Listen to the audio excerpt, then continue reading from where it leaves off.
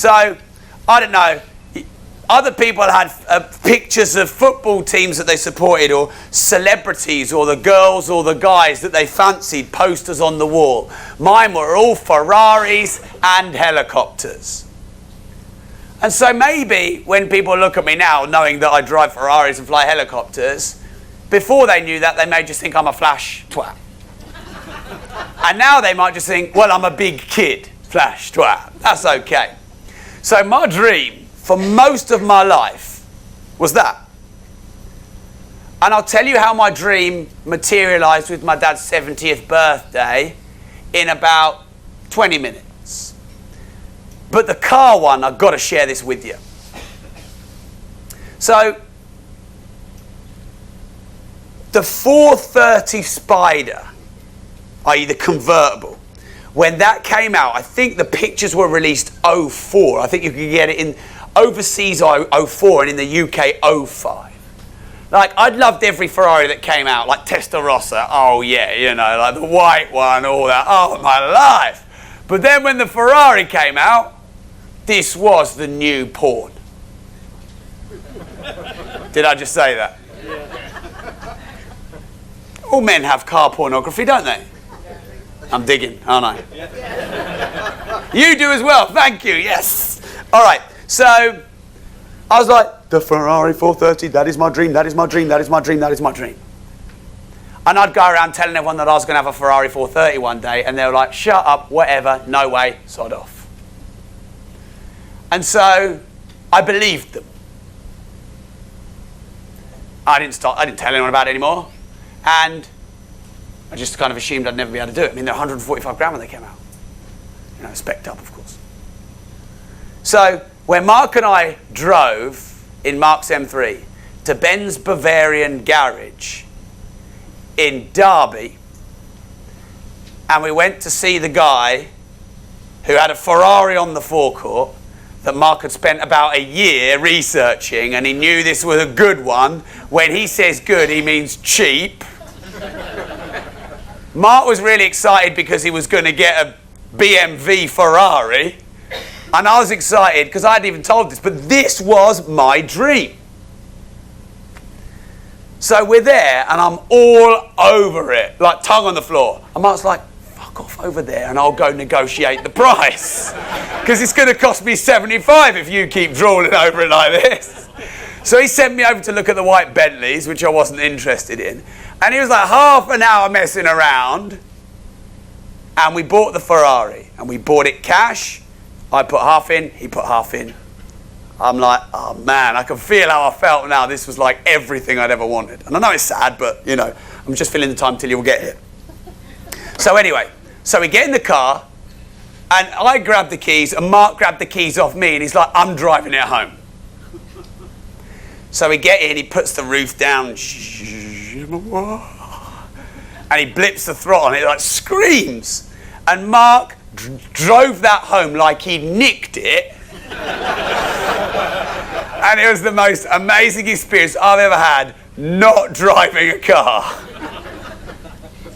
So we get home and I'm like, Mark, give me the keys, give me the keys. He's like, whoa, this is difficult to drive, Rob. The clutch is a bit stiff. I think I better get used to it for a couple of days. I'm like, no. So anyway, so I don't know how, he must have had it 2-3 days, not even letting me have a look. I mean, I've paid half for this car. And then he turned up, and this was when we were in our old offices in Cowgate. And in Cowgate, I don't know if you've ever been there, probably not, because you're not from Peterborough. But Cowgate is a very narrow, long street with very tall 4- and 5-story Georgian type houses on it. And the bottom row, half of the shops are estate agents. And we had an office on the first floor on the corner, like probably about the size of this floor. All windows, and Mark and I literally all day, we were there for 3 years, all day walking past the estate agents, all day, in, out, in, out, in, out, in, out. We must have got 100 deals off that street in 3 years. That was a great strategy that Mark came up with, not just rent an office space, but do it on Estate Agents Row, but not on Estate Agents Row. It was really smart. And they all knew us. Many of them were okay with us, and some of them thought we were dicks. Thank you. So anyway, so Mark turns up and parks it right outside the office, right outside with the estate agents. Walks upstairs, give me the keys, give me the keys, give me the keys. So I legged it down. Charlotte, who used to work for us, very attractive girl. She said, oh, can take me in the Ferrari as well? First time I've driven it. Like, yeah, no problem, come on. She gets in, I get in. The roof, oh, good.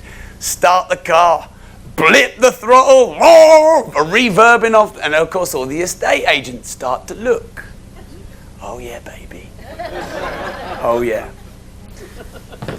So I went, I fucking stalled it in the middle of the road.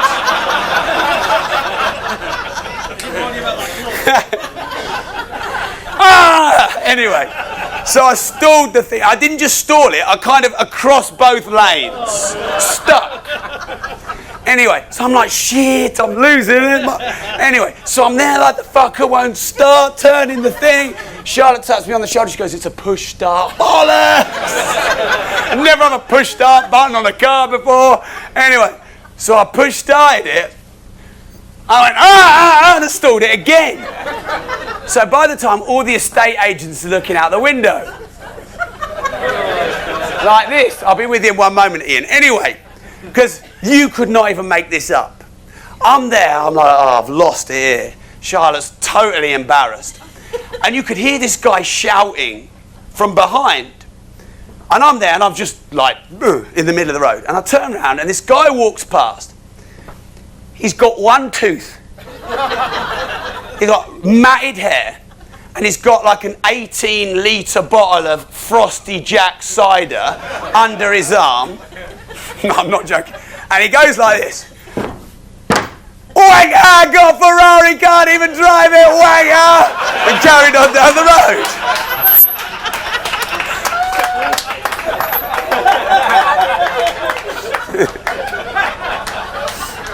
And that was my dream.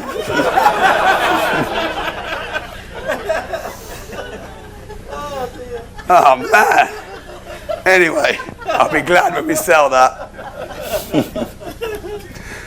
Right, yes, Ian. So was Mark right? Yes, it is a difficult car to drive. Yes, it does have a stiff clutch. Yeah.